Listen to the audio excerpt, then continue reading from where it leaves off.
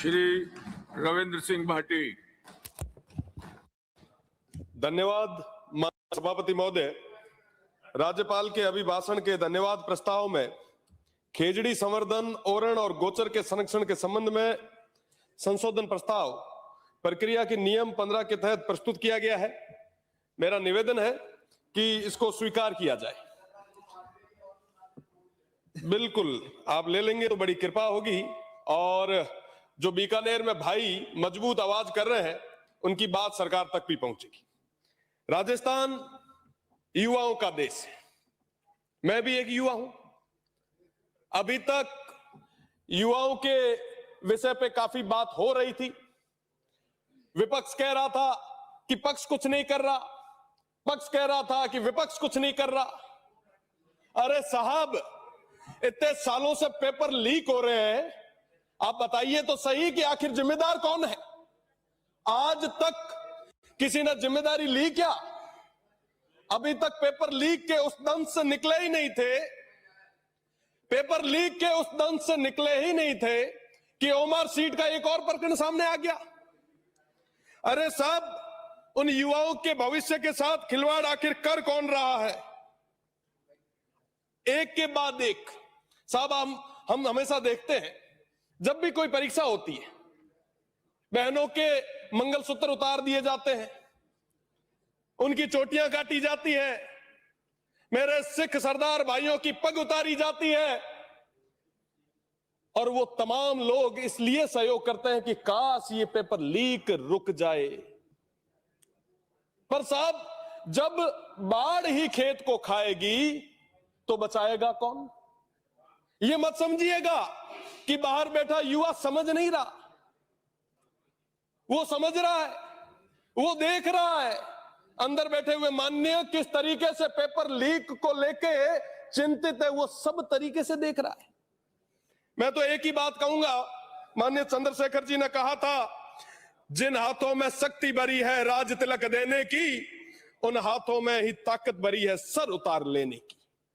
साहब, समय रहते पेपर लीक रे प्रकरण ना और तमाम यह मुद्दा रे माते एक विशेष आप चर्चा कराओ और स्थितियां जो है वो प्रदेश रे सामी लाओ। ए तो बात हुई रही हायर एजुकेशन की। अब मैं आता हूं हमारे स्कूलों की। थोड़ी देर पहले स्कूलों पे चर्चा चल रही थी, स्कूल्स की बातें हो रही थी।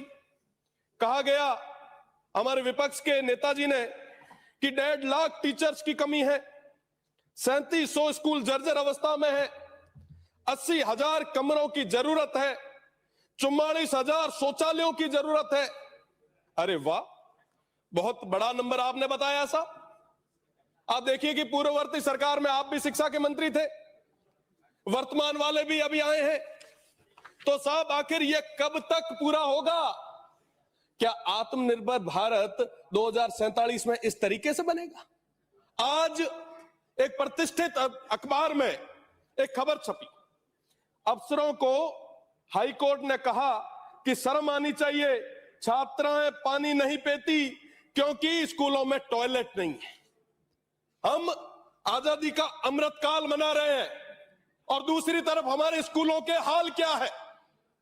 मैं दावे के साथ कह सकता हूं, यहां पे बैठे तमाम जितने भी माननीय सदस्य हैं वो सरकारी विद्यालयों से पढ़ के निकले हैं, पर आज के समय में उन सरकारी स्कूलों के हाल क्या है हमें समझने की जरूरत है।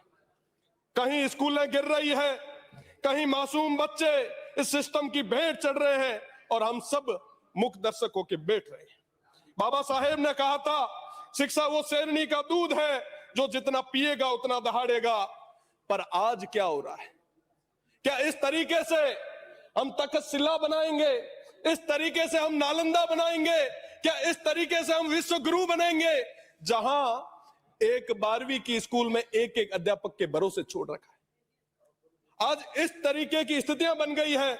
हम गौरवमय अतीत की बात करते हैं, हम खुशहाल भविष्य की बात करते हैं, पर इन आने वाली पीढ़ी की बात कौन करेगा? मान्य, इनकी बात करने की जरूरत है। मेरा निवेदन है, पक्ष और विपक्ष से हर जगह एक चर्चा चलती है कि यहाँ पे सदन में बैठ के पक्ष और विपक्ष हमेशा ये प्रयास करते हैं कि सरकारी सिस्टम को कैसे कमजोर किया जाए ताकि कोई वंचित, पीड़ित, शोषित आगे उठ के ना आ पाए, कोई इस सदन का हिस्सा ना बन पाए। अगर वाकई आप चाहते हो कि हमारी तरह, हम सभी की तरह कोई ग्रामीण स्कूल से निकल के इस सदन तक पहुंचे, तो उस शिक्षा व्यवस्था को सही करना हमारी प्रायोरिटी होनी चाहिए। हम क्या कर रहे हैं साहब? शिक्षा की बात होती है, एक दूसरे पे हमेशा हम आरोप और प्रत्यारोप लगाते हैं। आखिर ये शिक्षा व्यवस्था सही होगी कैसे? माननीय, मैं कंक्लूड कर रहा हूं, बहुत जरूरी विषय है। आखिर ये शिक्षा व्यवस्था सही होगी कैसे?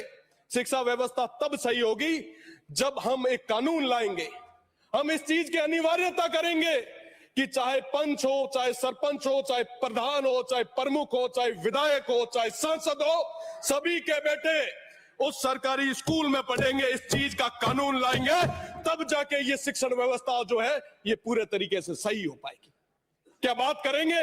मैं तो यहां खड़ा रह के माननीय मुख्यमंत्री जी से कहना चाहूंगा कि आप ऐसा नियम लाए, हम आपका सहयोग करेंगे और मिलके, और आप देखें अगर ऐसा कानून राजस्थान में आता है कि साथ ही साथ अधिकारियों के भी जो पुत्र हैं वो सरकारी स्कूल में पढ़ेंगे, तो निश्चित रूप से ये जो शिक्षण व्यवस्था है ये सही होगी। आज के समय में आप देखेंगे कि कोई भी सक्षम व्यक्ति सरकारी स्कूल की तरफ नहीं जाता, कोई ध्यान नहीं देता, ना हम देते हैं ना सरकारी सिस्टम देता है। आम आदमी, गरीब व्यक्ति, वंचित व्यक्ति का जो पुत्र है वो वहां पढ़ता है। पर क्या साहब हमें उसकी चिंता है? इस तरीके से अगर चलता गया तो क्या हम विश्व गुरु बन पाएंगे? मेरा तो यही निवेदन है कि हम सब मिलके काम करें। मैं बात पूरी करने से पहले हुक्मरानों ने फरमाया है, एक चीज है, लाइनें हैं, ये जरूरी है, ये प्रदेश की जनता सुनना भी चाहती है। हुक्मरानों ने फरमाया है कि नारों से बदलता है जमाना, सियासतदार कहते हैं सियासतें बदले तो बदलता है जमाना, लेकिन मिजाज है जहां बदलने की इतना कुछ काफी नहीं होता, बदलने वाला खुद बदले तो बदलता है जमाना। मुझे लगता है कि ऐसे कानून की जरूरत है। हम सब मिलके, पक्ष और विपक्ष मिलके इस प्रदेश के लिए ऐसा कानून लाए और हमारे यहाँ की शिक्षण व्यवस्था को, युवाओं के भविष्य को, इनकी नींव को मजबूत करें। मैं बहुत बहुत धन्यवाद देना चाहूंगा। श्रीमती शोभा रानी कुशवाहा। माननीय सभापति महोदय, मैं सर्वप्रथम महामहिम राज्यपाल महोदय के प्रति संवैधानिक सम्मान व्यक्त करती हूँ, लेकिन सभापति महोदय यह कहना भी उतना ही जरूरी है कि राज्यपाल महोदय का अभिभाषण धौलपुर विधानसभा की जमीनी हकीकत से पूरी तरह कटा हुआ है। धौलपुर को ऐसा मान लिया गया है मानो वह राजस्थान का हिस्सा ही ना हो। नंबर 1, शहर की कॉलोनियां, हर सत्र में सवाल।